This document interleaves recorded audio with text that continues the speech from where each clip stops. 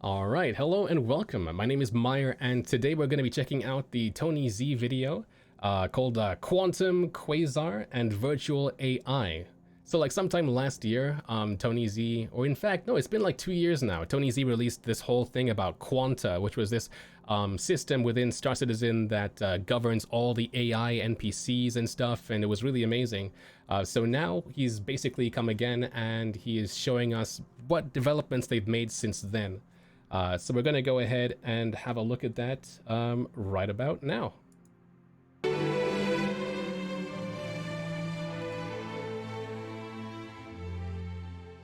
Hi, I'm Tony Zurovec, and I'm the Director of Persistent Universe for Star Citizen.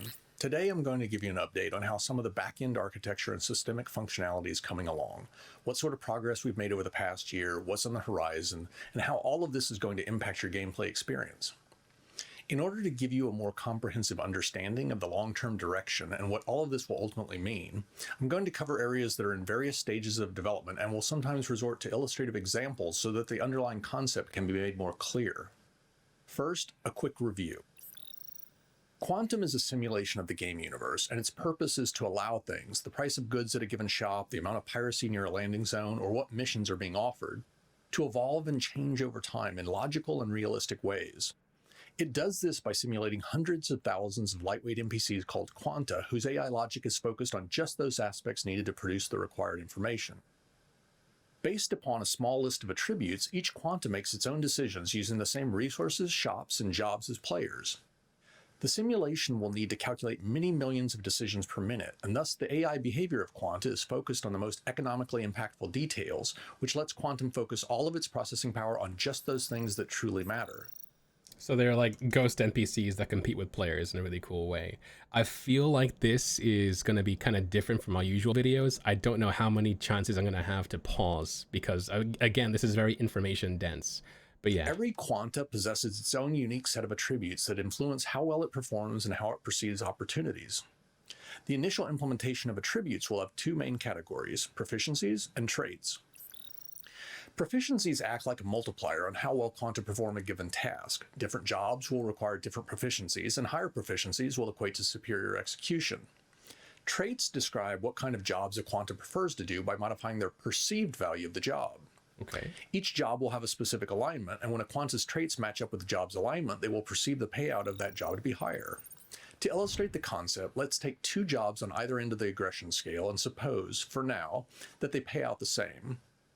Now, let's create a quanta with an average aggression rating.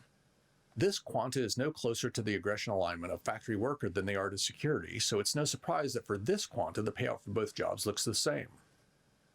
However, as we decrease the aggression rating of this quanta, we can see that the perceived amount of money for both jobs changes. Again, the actual pay hasn't changed at all, only the perceived value from that quanta's point of view. Okay. It's still possible for the quanta to choose security, but in this case, security would need to pay 4 times as much. If we change this quanta's aggression trait to be very high, the opposite happens. Now, the aggressive security job looks like it pays much more, and the peaceful factory worker jobs appear to pay much less. Of course, is that because your enjoyment is also part of the pay for you? Jobs have more than a single trait to distinguish themselves. Suppose we take another aggressive job, pirate. With just one dimension, the pirate job would look just as lucrative to this quanta as the security job. Okay. We can differentiate between these two jobs by adding the morality trait and putting both of these aggressive jobs on the proper place on that scale. Now that all jobs have a unique combination of trait alignments, we can watch the perceived payout for all 3 of these jobs change, even though, in this case, all jobs actually pay the exact same amount. We're currently experimenting with 4 different traits, but expect to add at least a few more over time to help ensure that quanta do not congregate around the highest paying job at any given moment, and instead, just like a real population of individuals, all perform their own unique mental calculus to determine what looks most appealing to them, and in effect gives us the nice distribution of workers that we want. I do love how the idea of job satisfaction is something that's going to go into making these NPCs decide what they want to do. It's really cool. So I guess to condense what he said, like quanta are these NPCs that don't really exist, but like you won't see them unless specific things happen. But like they're in the back end and they do jobs, and these jobs can affect the universe. And even though they don't necessarily physically exist, they'll be competing with players for different things like the jobs and trading and that kind of thing. and they'll be able to pick what jobs they want to do based on their traits, which means that these invisible NPCs that are supposed to outnumber players 10 to 1 will all have like very unique things about each and every one of them, which is crazy. Hey, the Jake. quantum simulation that we ran at the last CitizenCon was implemented in TypeScript, a relatively slow language that limited us to less than 10,000 quanta. All of that logic has since been rewritten in C#, and a lot of time and effort invested into optimizing the threading and resource locking, which wound up increasing performance by more than 2 orders of magnitude. Stanton is one of the more complex solar systems and will require about 50 to 100,000 quanta in order to achieve the required fidelity, which means we've got a lot of extra headroom without any additional performance tuning to support upcoming solar systems like Pyro. Okay. Much like a real economy, quantum produces a tremendous amount of data, and there are countless ways to adjust the simulation. Finding a combination that produces the desired results is difficult, and in order to solve this problem, we created Odin, a plugin for the Python-based JupyterLab environment. Odin is a powerful web-based tool that allows for real-time data interpretation of the game's dynamic and complex economy based on the actions of both players in the live game and quanta. Here, I'm using Odin to simultaneously show all of the graphs related to the economy of aluminum, where it's mined, refined, manufactured, and sold around the Stanton system. It's a bit overwhelming, so I'm going to refine the search by adding the word buying to the Graph Explorer. Before seeing the actual graphs, we can preview which ones our search has identified, which is very useful in more complicated search scenarios.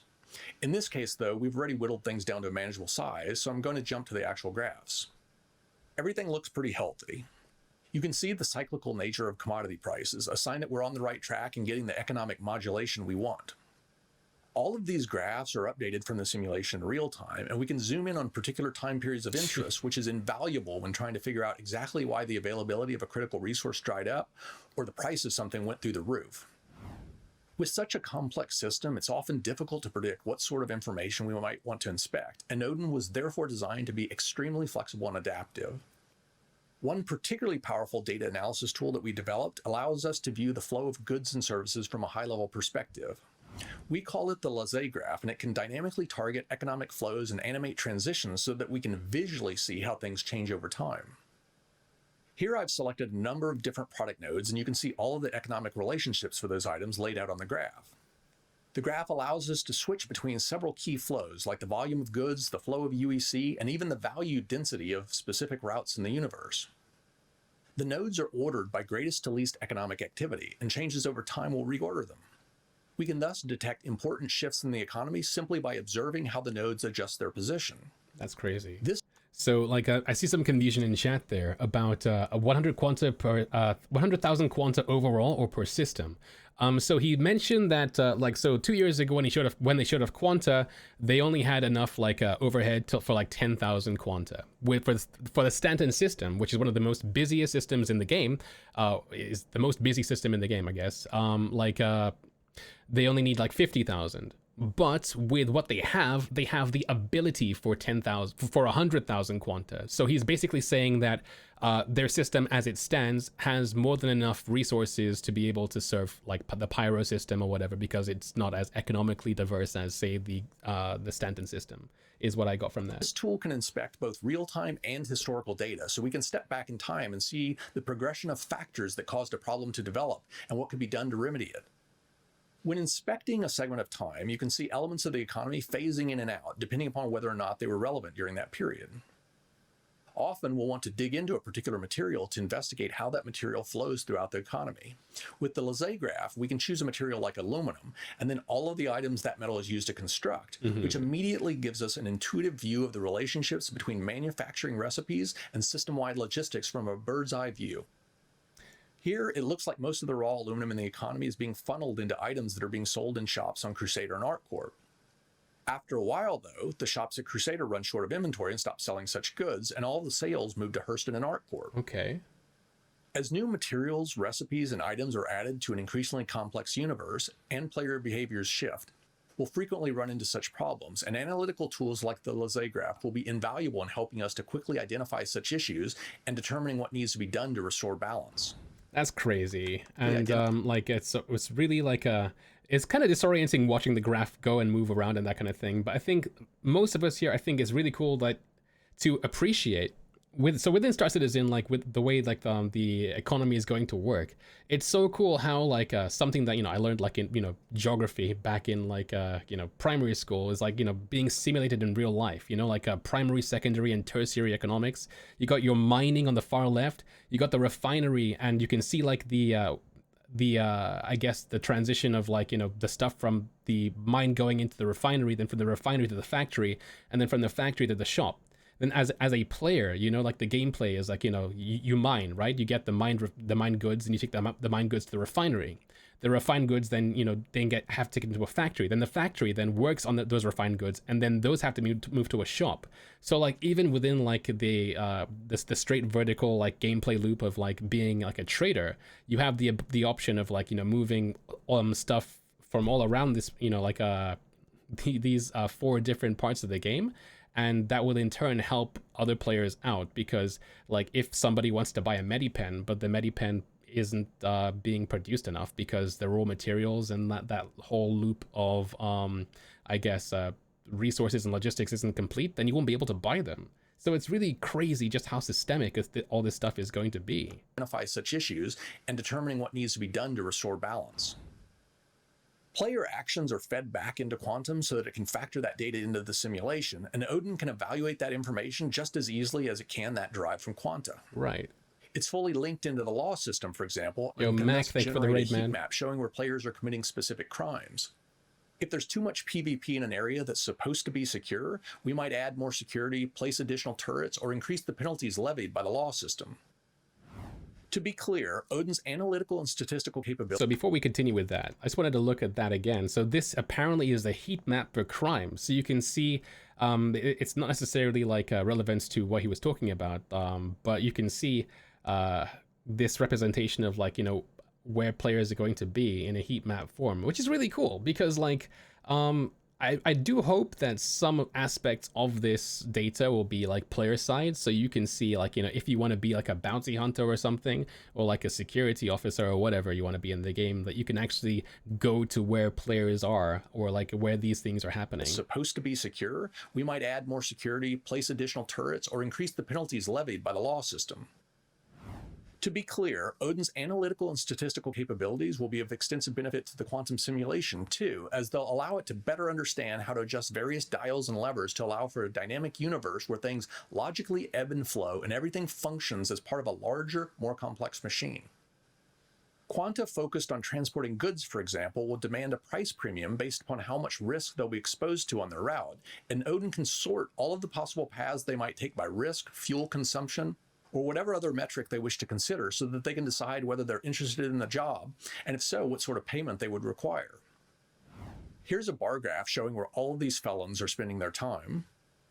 Freaking felons. And another one showing how they're spending their money. Odin can identify the most popular mining sites, as well as what materials are being extracted from those locations. Oh, okay. It knows what sort of ships players are flying, how many players are on board, and what sort of ships they're squaring off against. So like in that example there, but these simulated pirates are all around Aberdeen because Aberdeen has the highest yield of mineable materials. So like as a, as a pirate, you're going to be hunting for miners in that location. Then their next spent time is in Grimhex because that's, their nest of scum and villainy. Then Yella is, where they're going to be, it's the closest moon to Grimhex. So like, as you're leaving Grimhex, you're going to be around Yella. But you can see that their spending is all in Grimhex. So like all their all the stuff that they get from stealing and robbing people on Aberdeen is on Grimhex. And then for some reason they also go to Area 18, and then they also spend stuff on Yella as well. This is really cool. It's amazing. As well as what materials are being extracted where the from fences those are in locations. Grimhex. It knows what sort of ships players are flying, how many players are on board, and what sort of ships they're squaring off against.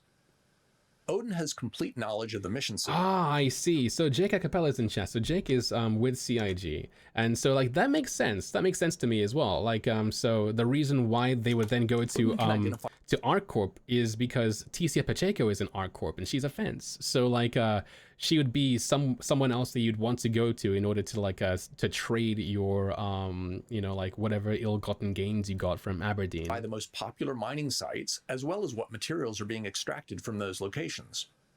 It knows what sort of ships players are flying, how many players are on board, and what sort of ships they're squaring off against.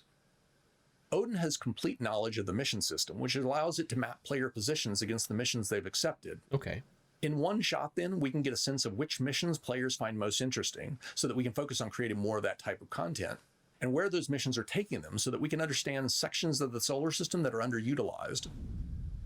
One of the most interesting graphs we've created is this one that measures mission design quality. Each circle represents a mission, and larger circles indicate that more players have done that particular mission. Oh. The x-axis details the percentage of players that successfully completed the mission out of all of the players who completed it. And the y-axis denotes the percentage of players that finished the mission, even if they failed it. This exposes all sorts of interesting insights to us. Low positions on the graph, for example, indicate that most players are getting a result other than success or failure. They're either abandoning the mission or disconnecting, neither of which is good. This is handy. Positions on the far left mean that most of the players that undertook that mission failed it. The lower left quadrant signifies missions that are abandoned frequently and fail when they aren't, which likely points to a problem. Missions near the lower right have a high success rate, but are frequently abandoned, possibly indicating that they're too easy or boring. The most interesting missions are in the upper middle. They're frequently played through to the end, but aren't always successful. These are the missions that are both engaging and difficult. We use information like... That's an amazing metric that they can use to like actually make fun missions. But I wonder if that graph that you see there is actually something that is from actual in-game data, because what is that mission on the bottom left that nobody's able to complete? These are simulation, but also to give us basic feedback on what sort of missions players find most appealing and where problems reside. Probably player bounties. The refining gameplay that was released late last year made use of a couple of new back-end services. The job service is more general purpose and will also be a key component in the implementation of a number of other upcoming features, including everything from cargo loading and unloading to repair, refuel, and restocking services. Okay. The refining service provides game servers with the ability to retrieve a refiner's available processing capacity and a price quote for a given quantity of material with the specified speed and quality options. These new services exemplify the way that development nowadays often proceeds, which is to ensure that all of the linkage to and from the data source is properly abstracted from the start, such that once Quantum can provide the necessary data, we can flip a switch to activate it. Previously, when Quanta traveled to a planet or a moon to mine a resource, they picked a random location on the surface. This meant that Quantum wasn't yet capable of generating the spatial fidelity we needed so that we could properly determine exactly where NPCs should and shouldn't be found. The resource service that we completed last year, however, provides Quantum with an API that not only gives it access to this information, but also enables those amounts to be modified so that as players in Quantum mine an area, it will gradually be depleted. To demonstrate, I brought up a planet. Now, I'm going to highlight the location of all of the gold ore. Players in Quanta, of course, would not have this information, and to represent that fact, I'm going to place a shadow over everything. You can see a single quant exploration ship approaching the planet from the right. As it travels across the surface, it will unveil the quantity and location of that ore, visually represented by removing the shadow, and then broadcast that information to other Quanta within its organization. It has discovered a huge vein of valuable ore, and Quanta miners have now started arriving in mass to extract it. They're focusing predominantly on those areas where the concentration is known to be highest, although they'll also consider things like the amount of risk in a given area, perhaps caused by a player or NPC organization fighting to control that region.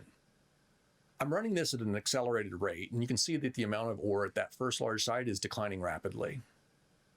The explorer has now discovered a second field of gold ore near the equator, and because the original deposit has now been mined so extensively, what remains is more time-consuming and difficult to extract, and is thus relatively less attractive.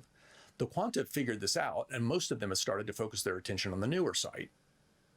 Taken together... So the question here would be, is that a player explorer then finding these nodes?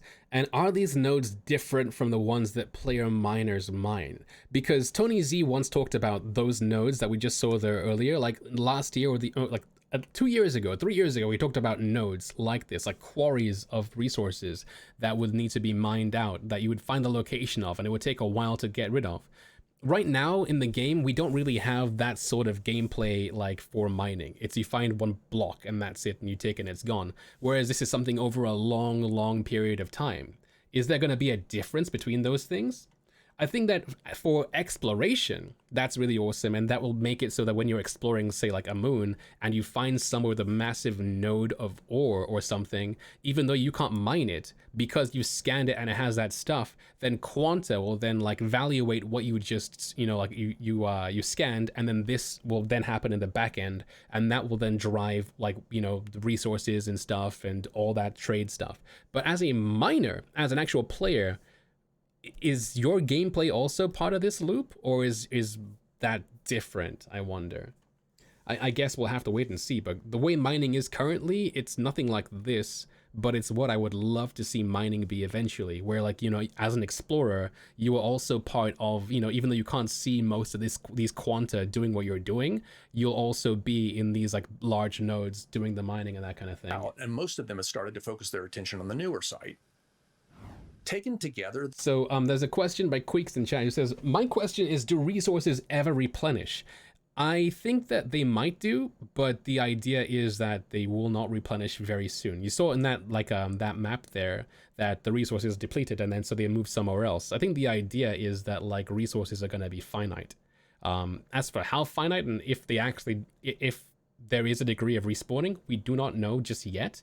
But the end goal is that they're supposed to be finite. There's supposed to be enough planets and moons and stuff like that will happen. These new features allow Quantum to generate a lot more detailed information, which will in turn result in a better and more realistic gameplay experience. Quantum will know where exactly on the surface of a planet NPCs might be found and what they should be doing. It will understand the value of knowledge and factor its acquisition, sharing, and sale into its calculations, including what any information you eventually attempt to sell would be worth. Yeah, and you'll be able to, as Hook says, you'll be able to sell the information of the ore. Like, so the loop there for exploration of this kind of degree is that you will go to a planet or moon, you will then scan it for things like, for instance, the mining goods and stuff like ore, and then it'll be up to you to then sell to like an information broker or something, which will then cause the quant to do their thing. But again, the question is, will that also tie into players as well? Would you be able to sell that information to a player who can then go there and do the mining, and so like the quanta then miss out on this, or is quanta mining and like where the quanta go to mine different for where players will go to mine? Quantum has now been pretty thoroughly integrated into our backend architecture, and the service will be built and shipped with all future releases of the game, which took a considerable amount of time and effort given how different some of its tools and technologies were versus what we had already set up and configured.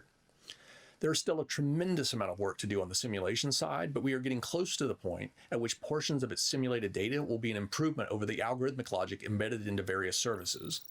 We're going to do a bit more testing before we enable it to start injecting that data into the live game, though, and even then we're going to start very small and limit the focus to a few select areas so that we can work out any problems. Okay.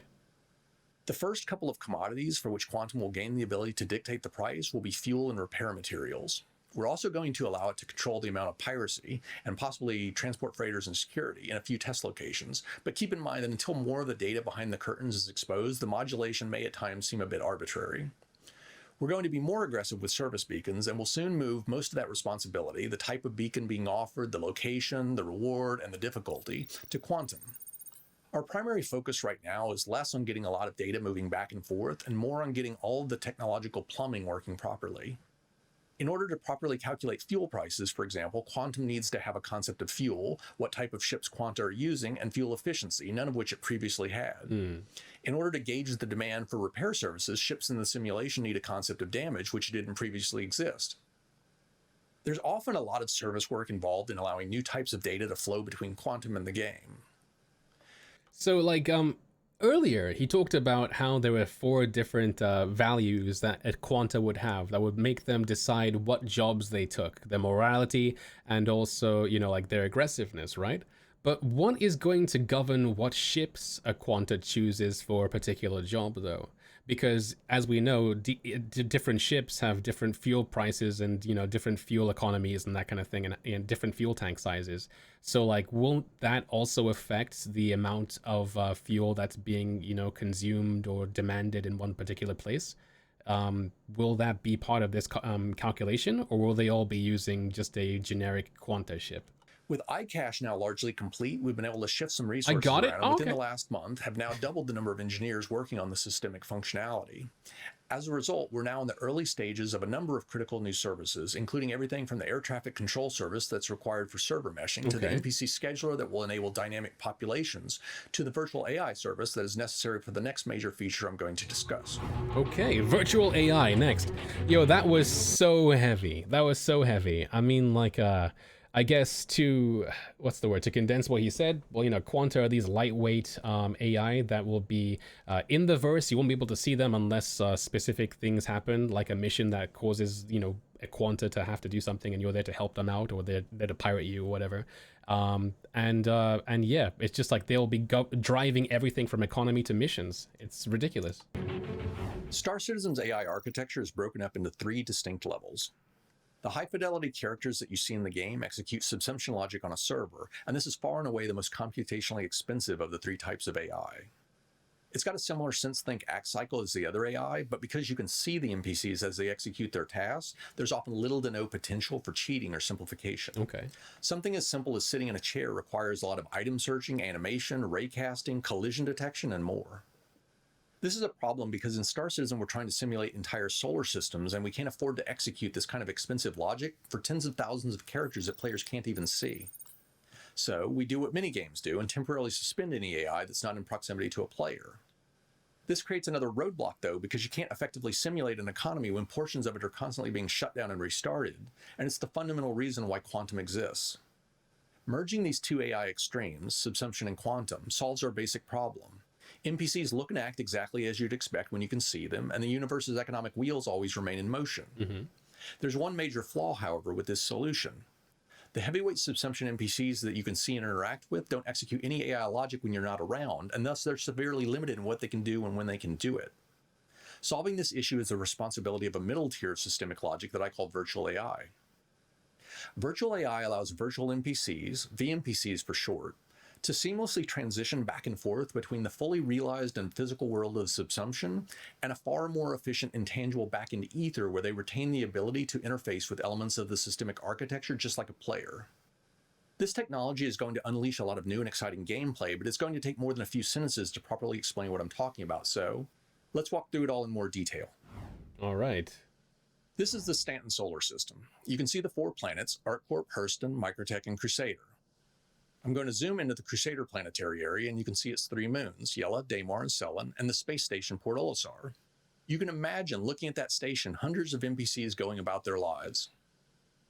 This is how you think of the universe, always in motion, always changing, always real, regardless of whether you're actually looking at it or not. As I mentioned though, that's an illusion. We can't afford it.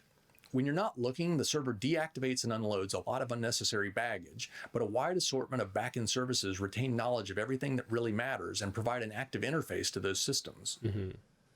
NPCs outside of landing zones are treated differently. Quantum accumulates statistical information for where NPCs should reside and what they should be doing from its quanta, which allows us to determine how often you should see a pirate or what a freighter you run into should have in its cargo hold.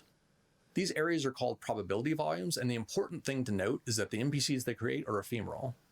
They pop into existence for a brief moment so that the area you're viewing looks like what Quantum says it should, and once they're sufficiently far from any players, they're completely and forever destroyed. I'm going to add a player here, which you can see off to the left. As they pass by Daymar, they're in range of a probability volume that eventually decides they should encounter a pirate. So a pirate is created and engages the player, and after a bit the player decides that they're outmatched and decides to run. Once they're sufficiently far from that NPC, it's destroyed. It doesn't persist in any fashion, and you'll never see them again. Okay. The player continues traveling to Port Olisar, and the translucent green wireframe indicates that the area isn't loaded on the server, and thus the subsumption AI isn't active. I'm going to add a VNPC in a moment, but first let's quickly recap what makes them so different. VNPCs always execute some form of AI logic, regardless of whether or not they are in proximity to a player. Virtual AI is extremely lightweight and computationally efficient, stripping out all of the expense related to visuals and unnecessary details, yet retains the full ability to interact with the game in the ways that truly matter. Virtual AI executes within a backend service and can thus easily be scaled and doesn't put any load on the servers. VNPCs can seamlessly transition back and forth from lightweight, back-end-driven AI entities to full-blown subsumption-driven NPCs, and are thus indistinguishable from an NPC that really did execute expensive subsumption logic all the time. Lastly, VNPCs gradually build up their own unique histories as they live out their lives. They evolve. Okay, so back to the example. So yeah, I guess again, he's going to right now in. You know what? Just like, I'll shut up. Once the player gets close enough to Port Olisar, that area is streamed into existence, loaded onto a server, and the NPCs initialized to resume whatever they should be doing at that time of day. Now I'm going to introduce a VNPC pirate near the player, and they're going to immediately attack. A VNPC. Moments, keep in the mind. VNPC comes out ahead in this battle, and the player is killed. Because their crime was committed in range of an active comrade, it's recorded in their character history along with the time and location of the felony. An upcoming tracking app will allow you to access information like this if you've registered with the local authorities so that the digital footprints players and VNPCs leave behind can be tracked. This VNPC's name is Dragon, and since they're now wanted in this jurisdiction, the comrade has affixed a real-time marker to his position. With the only player in this area dead, the server now streams Port Olisar and the comrade out, but as I previously noted, VNPCs aren't destroyed like a regular NPC created from a probability volume, and their logic isn't suspended like an NPC at a landing zone. Instead, VNPCs simply transition from their physicalized state, where authority over their actions is controlled by subsumption logic executing on a server, to their native ethereal state, where their virtual AI executes on the back end. So like, my question here is, so like earlier he talked about the probability volume NPC. I go somewhere and all of a sudden an NPC spawns to fight me, and then it dies, or like I run away and it gets destroyed by the game. But this NPC is exactly the same. It's just, so this is the VNPC now. This one has the ability to be both quanta and also physicalized and will stream in and out, like the Matrix or something. But like, so what governs the two? You know what I mean? Like, what makes one different? Like, the NPC that I just so happened to run away from, what makes him different from this one here? Dragon now begins to exit the area, and the comrade continues to track his position until he passes out of range, at which point the real-time information converts to a last known position report. Yeah, like, so why can't probabilistic NPCs transition to become VNPCs? I guess maybe they can be. But that's the big question here. Like, if an NPC that just spawns out of a probability volume kills me, then why could they not then graduate to become a VNPC? Because all of a sudden, that randomized NPC from the ether that just happened to be there to give me gameplay now has a reason for me to hate, you know? This Dragon character is essentially this nemesis system they talked about before, where Dragon killed me, he happened to be a VNPC, and so now his information is in this back end. He's decided that he needs money and he's a bit risk averse, so he elects to head all the way out to Yellow, where there are quite a few transport freighters carrying valuable ore and little in the way of security. Okay, Dragon has arrived at Yellow's asteroid field and has now crossed back into range of another active comrade, so his real-time position is now once again being reported as indicated by both the character history and the tracking marker. There aren't any players in this area, and thus none of this is streamed onto a server. Everything you're seeing is a result of a variety of different services communicating with one another. VNPCs trigger probability volumes just like players, and Yellow shows that there's quite a bit of freighter traffic in this area. So Dragon won't have to wait very long before he generates an encounter. There's one. Dragon just caused the creation of a freighter, which itself becomes a VNPC so that it can react to what's happening via its own virtual AI. That's wild. The game is playing itself. The VNPC is like a super version of an NPC, and it's playing itself. But it makes it sound as if this NPC, like he's about to attack, is different. I mean, it is a probabilistic one that will just disappear. Like, there is no transition between VNPC and being a probabilistic one. Dragon now engages the freighter. He starts firing on it. He's still within range of an active comrade, and thus this latest crime is added to his character history. Right. He's now wanted for both murder and piracy, and the bounty on him just jumped from 6 to 10,000 UEC. And that's amazing. He's evolving. Increasing the size of their rap sheet and the price on their head is one of the simplest forms of VNPC evolution, and over time we'll look to add additional ways for VNPCs to grow and increase their influence. From recruiting followers in an attempt to become a shipping magnate or a crime boss to offering their own missions. How cool is that? That you can get your ass kicked by a guy called Dragon, some NPC and a freaking buccaneer. And because you got your ass kicked by this guy, like a month down the line, you know, I go to like some other system, I come back, and Dragon's a crime boss in like a freaking like a pirate Idris. Haldor says, it could be to deal with it being recorded by something like a comma ray, nothing to record the crime and the criminal doesn't exist after the crime.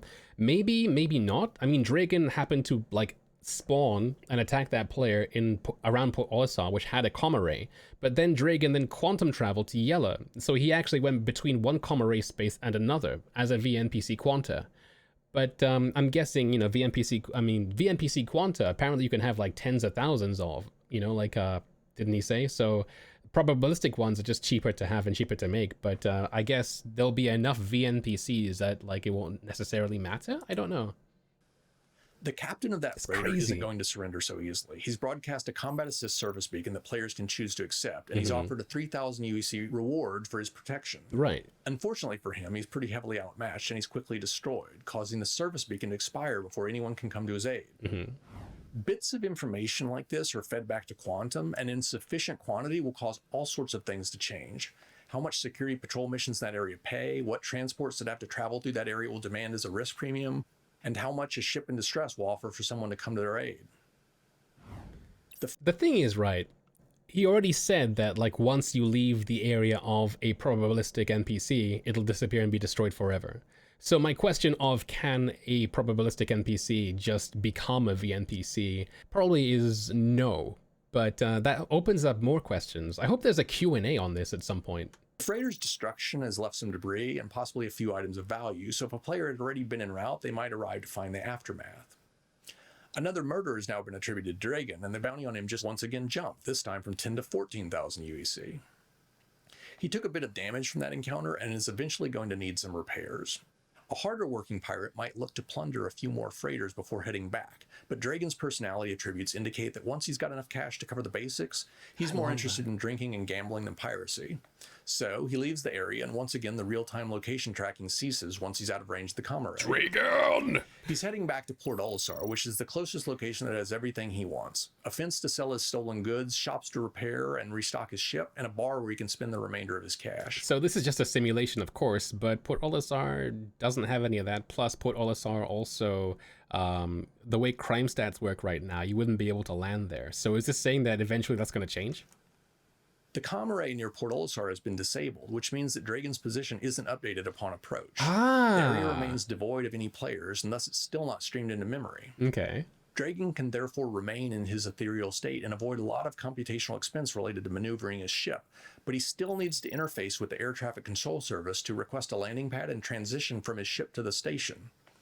Services like this are always fully operational and accessible to VNPCs. That landing request is logged to his history, though, so while the disabled comma ray would make it a bit harder for a bounty hunter to track him, there are lots of other ways by which locational information on a character can be obtained. Okay. Dragon needed to refuel and repair his ship, and you can see those actions reflected in his history as he interfaces with the shop service that controls those operations. When a VNPC transitions to a landing zone that's streamed in, the virtual AI service that drives their logic temporarily cedes control of the character to the Npc Scheduler that specifies who resides at what location. This is the same foundation upon which the dynamic populations feature will be built, except that it will be quantum instead of the virtual AI service dictating the changes in the population. The end result is that if a VNPC is assigned to a landing zone and you're at that location, you can run into them like any other NPC. That's so cool! Dragon is now hanging out in the local bar, which was added to Port Olisar for the purposes of this demo. Okay. If you were to walk into the bar at this moment, he'd be physicalized with the rest of the environment and you'd actually see him there. That's so freaking cool. Dragon eventually gets his fill of entertainment, or maybe he just runs out of money. Either way, it's back to work, and he'll be jetting back to Yella to try and prey on more unprotected cargo ships. So he contacts air traffic control to get clearance to leave the area and departs. The same player that Dragon first encountered and killed is looking to exact some revenge, though, and claim the big bounty on Dragon's head. They've surmised that there might be a pattern to Dragon's movement and think that he might head back out to Yella. So they position themselves between Port Olisar, where they know that Dragon just left, and Yella and activate a quantum interdiction field. Dragon, still in his lightweight ethereal form, initiates a quantum jump from Port Olisar to Yella and, just like a player, routes that movement through the probability volume service that is responsible for interdictions. Once he gets within range of the player's interdiction bubble, his jump is interrupted and he transitions from executing virtual AI on the back end to a full-blown subsumption-driven AI executing logic on a server so that the two of them can battle it out. If the player once again gets the worst of it, they might decide to change up their tactics a bit and wait to see if Dragon soon returns to Port Olisar, where they could try to sneak up on him on foot. Because at that point, armistice stones are going to be changing, so you can do that. But that's ridiculous. How you'll be able to ID an NPC at a station and see their name and be like, that's motherfucking Dragon right there. It's like in Watch Dogs or in Cyberpunk, where you can scan an NPC and you can see the whole backstory, but there's permanence to it. So it's almost like Shadow of Mordor meets any of those games. That's really, really, really cool. Even if you're not a bounty hunter or you're not you're not involved with that NPC, being in a location and then going, there's Bob again, and watching Bob do his thing and leave, and then come, and then you see that same Bob a month later, but he's wearing better clothes, and that's just so cool to think about. That's incredibly cool to think about. But yeah, next is dynamic events. That's so cool. But yeah, my biggest question from all of that would be the difference between probabilistic NPCs and VNPCs, and can a PNPC become a VNPC, or are they just second class AI? But yeah, that's wild. The ultimate objective for Star Citizen has always been a dynamic and evolving universe. Historically, however, our mission content has always been static. We've had no ability to modify it after we pushed a version out the door. Missions have also been confined to a single server, each of which was thus its own little island, cut off and oblivious to whatever was happening elsewhere. Environmental data that applies to all of the servers, what items the shop offers for sale, how many freighters or pirates are in a given region of space, or what missions are available at a landing zone, couldn't be altered by the instance mission logic that executes on individual servers, since we didn't yet have a means of coordinating those efforts. The end result has been a universe that often feels static and fails to offer sufficient variety. Not wrong. Dynamic events are a special type of mission intended to help remedy this problem. They are modular chunks of configurable content that might involve anything from throwing a simple wrench into the wheels of the systemic economy, to a prison break that stresses the law system, to a full-blown invasion of a solar system. Dynamic events are global in nature. They affect the entire array of servers.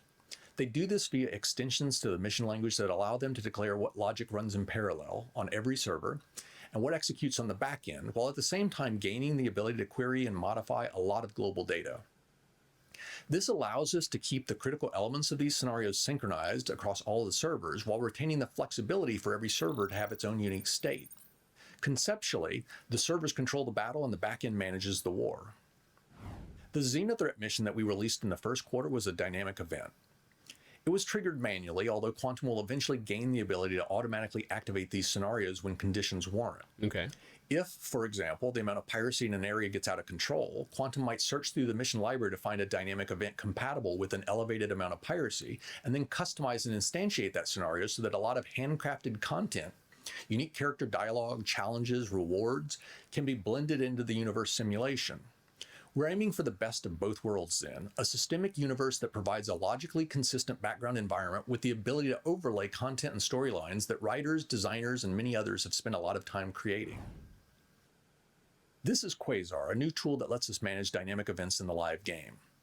It's linked to the same star map as Quantum and has access to much of the same information.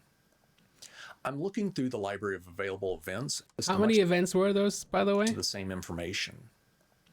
So, the library of available events. Xenothreat? Yep. So we've had Xenothreat already. Security lockdown. So, okay. Security lockdown, that is. Then he has a Quasar demo. Then we have Ninetales lockdown. So Ninetales lockdown is the one that he was talking about, and it's the only other event that we've heard of. Then we have Jumptown 2. Jumptown 2. Okay. So maybe perhaps it's an event where there's an outpost that has something that nowhere else has. That's what I can imagine Jumptown 2 is. Then there's Infiltrator. No idea. Gold Rush sounds kind of like a Jumptown 2, but based around mining. We got Freighter Escort, We have Fleet Week 2021, which is what we currently have running at the moment. Then we have Drug Run. Very interesting. I'm looking through the library of available events, and as I select each one, you can see the input parameters that can be used to customize that particular scenario. Okay. We've got quite a few of these at different stages of development, with Fleet Week, Ninetales, and Infiltrator being the next few in the pipeline. I'm going to walk you through a simple dynamic event called Quasar Demo that will show off a few of the systemic hooks we've linked into the mission system. But first I need to specify the inputs. The first thing that it requires is a location, and I'm going to select Port Olisar by simply clicking on the star map. The next couple of variables require a ship type.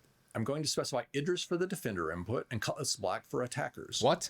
If Quantum were to programmatically trigger an event like this, it'd fill in variables like these with something that made contextual sense. So, for example, it'd be looking at what sort of ships were in the area where the event would be activated to determine what it could consider. The next variable relates to difficulty, which in this particular case has simply been configured to dictate the speed at which enemies will appear. Right. The last input, enemies remaining, indicates how many enemies must be destroyed in aggregate across all of the servers in order for the war phase to be completed and the victory phase to be activated. I'm going to set this to 10. With everything configured, I can now activate the event. Quasar communicates this request to the dynamic mission service, which then initializes the backend logic, allocates the global variables, sets up the phase conditionals, informs all of the servers to start any instance logic the event might contain, and quite a bit more. I'm now going to flip over to Quasar's active tab so that we can check the event's real-time data. You can see that there's currently just a single event active, but we could just as easily activate multiple and give each of them a different set of inputs. Dynamic events organize changes to backend data in coordinated chunks of logic called phases, and the phases that have been created for this event can be seen at the top right. They're all inactive now, hence the red color, and will turn green if their conditional evaluates to true, at which point their embedded logic would execute. The event's global variables are shown below that, and it's in this area that you can see the enemy's remaining variable for which we previously specified an input value of 10. Lower still are the functions for this event that have been marked external and which allow us to manually or programmatically call functions to customize aspects of the event after it's already been launched. The list of items that a shop offers to buy or sell has always been static.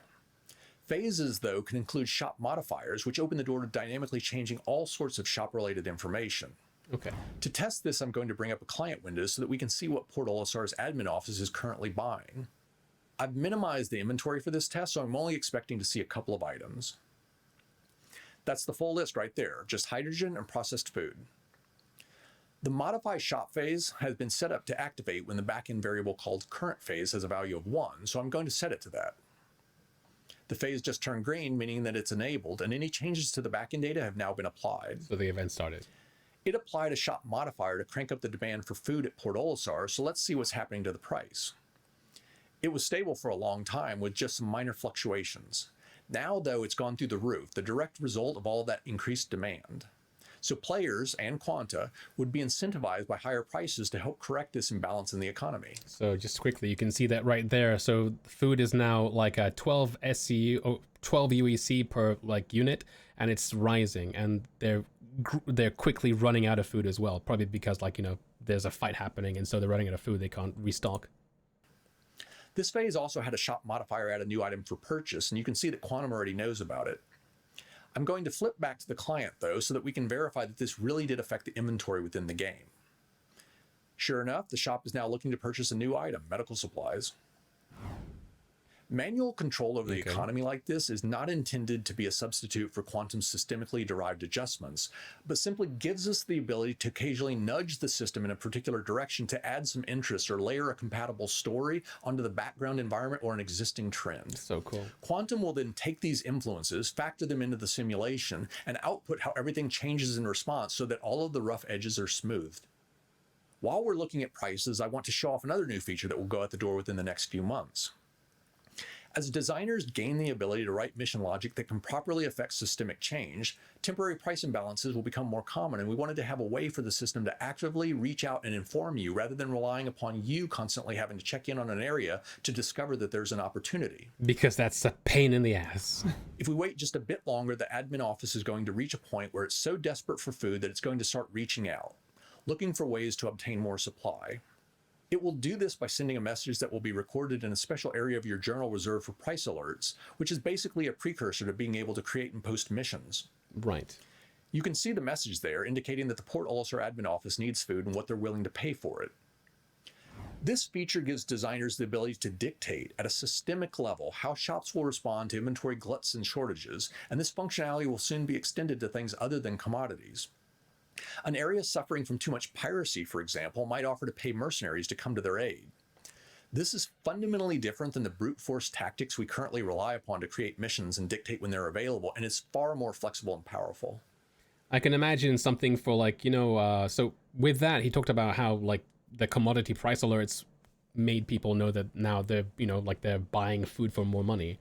But like when it comes to something like security, it won't be like a mission, but you know how like we have call to arms, which is like a generalized mission to kill things and get money for it. It might be a Port Olisar has a call to arms. So you're going to go there and kill as many things as you want and you get paid for it. But it's like an ongoing mission. What you're really seeing here are the first signs of the dynamic mission system starting to flicker to life, and once it hits full stride, it's going to transform the gameplay experience. Next, let's take a look at how dynamic events allow encounter probabilities and interdiction frequencies to be adjusted. Okay. This is the probability volume around Port Olisar. You can see that piracy, the red curve, and security, the blue, are inversely related. All things being equal, if you increase the amount of security, you'll get less piracy and vice versa. What's the green? Just civilians? Security tends to congregate closer to the landing facilities and dissipate as you get farther out, and thus piracy tends to gradually increase with distance. The likelihood of an encounter is represented by the height of the curve at that distance. Notice that the chances of running into a freighter, the green curve, is pretty much constant because once a ship has decided to make the journey to or from Port Olisar, it's committed. They've already decided whether or not the risk is worth the reward of traveling the full route. I'm now going to activate the lockdown phase of this event, which is going to crank up the amount of piracy in the selected area and overwhelm security. The red curve, piracy, now has a much larger average height, equating to an increased encounter probability, and because pirates now greatly outnumber security, the curve pushes in much closer to the landing zone. The criminals are emboldened because there's no longer sufficient security to deter them. The blue curve, security, looks identical, although Quantum will, over time, start adjusting the economic levers to gradually increase the amount of security to combat the threat by offering greater rewards. Increased piracy has had an immediate impact, though, on freighter traffic, which has dropped precipitously. This means that the local economy will start to seize up. They won't be able to import food, medicine, fuel, or whatever else they need, and they won't be able to export whatever goods and services they produce. All of these knock-on effects are only possible because designers will now be able to nudge the economic gears in proper systemic fashion. Let's test one of these knock-on effects. Now that we've adjusted the encounter probabilities, let's see what that does to quantum travel in the area.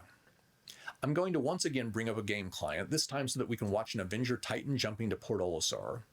This is a short jump, and the chances of interdiction would typically be very slim. But now that we've injected a much larger pirate presence around that location, however, that's no longer the case.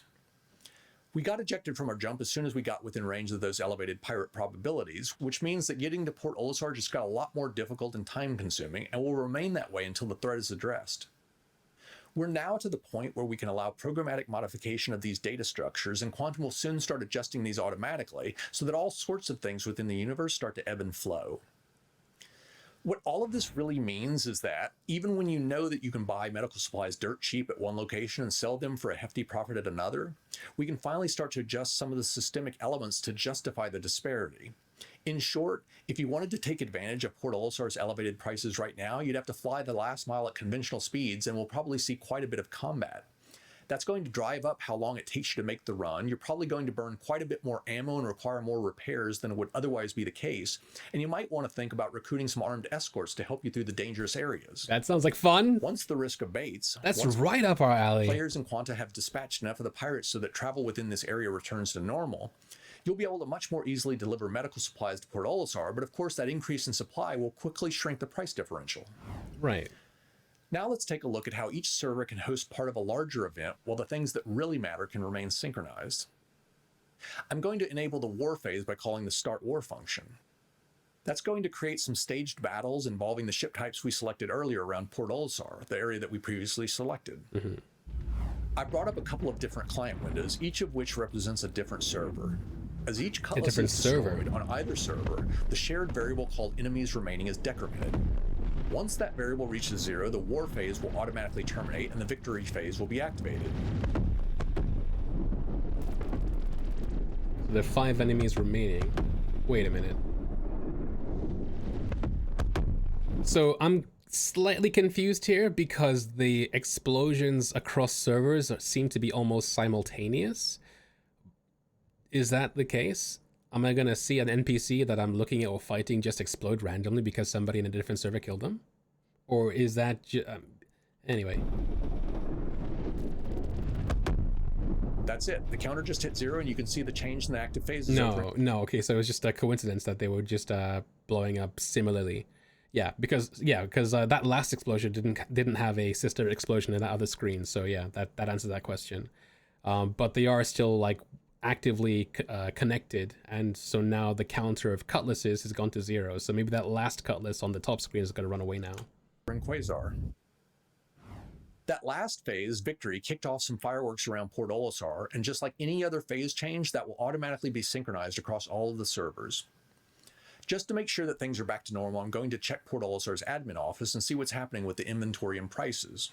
So Hannah asks in the chat, does that mean that servers will be instance? So the goal is for server meshing, but if you have like 300 players in a location, I don't think it's realistic to expect 300 ships there. So that's when you would have servers show up to do that in that kind of way. But otherwise, if like a place is not as populated as say Port Olisar, it would generally like be, like condensed into one server. They're no longer looking to purchase medical supplies, and with the pirate threat eliminated, players in Quanta can once again quickly and safely reach Port Olisar. As a result, the cost of food has started to fall off a cliff and will soon return to something close to its pre-crisis levels. Pre-crisis levels. In conclusion, be hyped. I've covered a lot of ground today. Quantum has matured considerably since you last saw it. The performance issues have been resolved, it's been made compatible with our back-end infrastructure, and it's now communicating with numerous gameplay services. Lots of new analytical tools and functionality have been added, and increased fidelity in areas like quanta attributes and the spatial positioning of resources have allowed us to improve the accuracy of its output. We're now in early stage testing to allow Quantum to start pushing the first few bits of simulated data out the door and start impacting the game, and we expect to go live with these efforts later this year. The first stones in the Virtual AI Foundation were laid long ago, but it's only been within the past couple of months, as engineering resources rolled off of some other major initiatives, that the implementation effort has really started to take off. This technology will allow vNPCs the freedom to operate and evolve independently of player actions and open up all sorts of new gameplay possibilities. Bounty Hunter V2 will be the first feature to exploit Virtual AI, but it's really just the tip of the iceberg insofar as what we eventually plan to do with it. Some of the Virtual AI Tech Foundation will beget other important features, like the ability to dynamically adjust the size and composition of the populations at landing zones. Dynamic events are the culmination of several major technological components coming together, from the Dynamic Mission Service to Quasar, and are already a reality. We shipped the first one, Xenothreat, in the first quarter, and have a number of others at various stages of development for release later this year and next. Many of these... So, as he said there, dynamic NPCs, or sorry, the VNPCs that we heard about, with whatever his name was, Dracaris or whatever, so that's going to be coming in with Bounty Hunter Phase 2. So currently on the roadmap schedules BHV2 to be not completed necessarily, but the time allotted for development of BHV2 is between January and the end of February. So maybe by the patch of Q2, so I think that's 3.18, we might see our first VNPCs in game. That's cool. These initial releases will serve as testing boards for new features, from shop and probability volume modifiers to spawn closets and the dynamic generation of nav meshes. Dynamic events give us the ability to modify the universe in dramatic or subtle fashion whenever we want, and to seamlessly blend those changes into the quantum simulation so that everything looks and feels natural. All of this will ultimately mean a more interesting, realistic, and exciting universe for you to explore and experience. I hope that this presentation has given you a good sense of what we've been doing over the past year and what those efforts will mean for the game in the coming one. That is really cool. Time. Until next time. Yo, Tony Z is a freaking treasure. So let's go ahead And let's look at the roadmap. So thankfully today we have Mr. Jake Acapella, who is one of the community managers of Star Citizen and also the guy who is behind filling this roadmap up. And so all the things that Tony Z basically spoke about today are on this roadmap in their different forms. So we can go check out the deliverables tab here, and we can look for each one. So the virtual AI service is one of them, and as you can see, this is an ongoing task that literally only just started the time allotted right now, and then that's going to be all the way up until I believe the latest February of quarter one. So again, I don't know if many tasks go past this, and this again doesn't mean that that's when it's going to be done, but that's just the projected time allotted for how long they're going to be working on it. So that's the virtual AI service.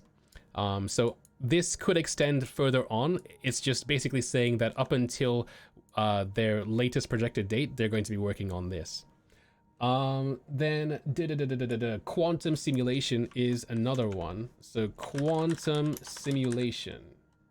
I can't spell. Quantum simulation.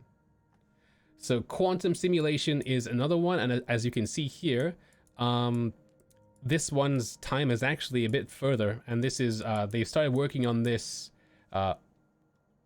last year, or even at the end of 2020, back when Tony Z first talked about Quanta, and it looks like it's going to be ongoing up until just towards the end of quarter one 2022. So yes, this is further along in time than the time allotted for the other things, but that doesn't necessarily mean that, those other things are going to be done. I just say that because, it's the truth with this roadmap.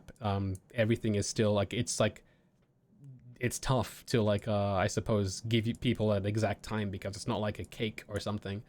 Then what else? I think I saw some other things. Then Hex, which is another thing. So Hex,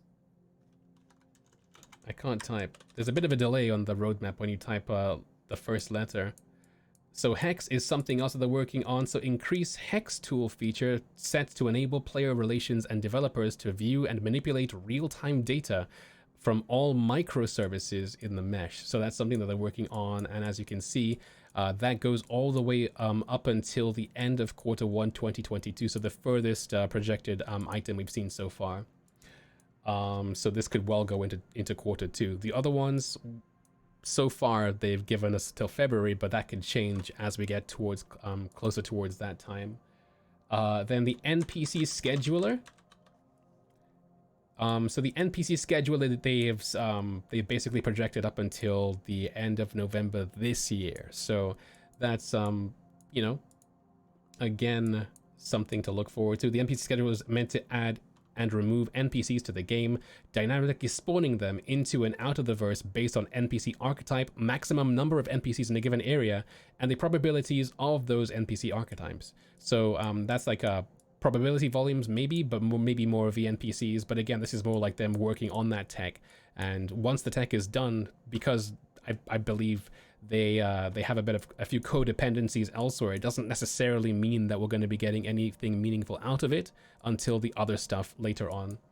And then dynamic population is the last part of the puzzle. Dynamic population,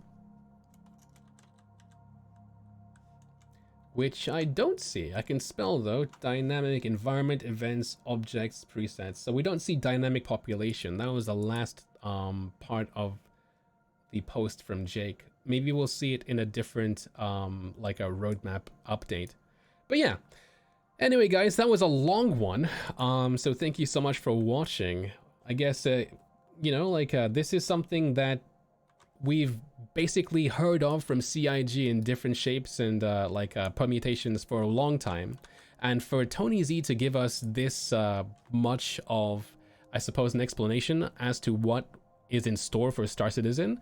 Hopefully, again, it'll, I don't know, man. I mean, it's cool that this is where they are mentally with Star Citizen, and on the roadmap you can see that they're working on this stuff. So for many, it's going to give them something to look forward to for sure. But you know, as the old adage goes, you know, seeing is believing, and I cannot wait to see, you know, like these Nemesis AI finally show up, and so you know you can follow Dragon in the bar there, and like you know do a whole like David Attenborough like NPC v NPC watching kind of thing, and really, I don't know, man, like as a singular player, like as a single player, you know, this dragon example is really cool, but I wonder how far it goes. What if, like, you know, you're a fleet and you come across like an NPC AI fleet or like an Idris, and then like you as an org have this like nemesis, like a NPC in like an Idris or Javelin or whatever, that like, you know, you make it your org's mission to take out. I think that, you know, it's a cool idea for sure, and I just cannot wait to see where it goes. Anyway, guys, thank you so much for watching. I've been Myre, and if you like this video, please feel free to like and subscribe, and we'll catch you for the next Star Citizen content video. I think the next one is gonna be ISC at this point. But yeah, anyway, until then, guys, take it easy.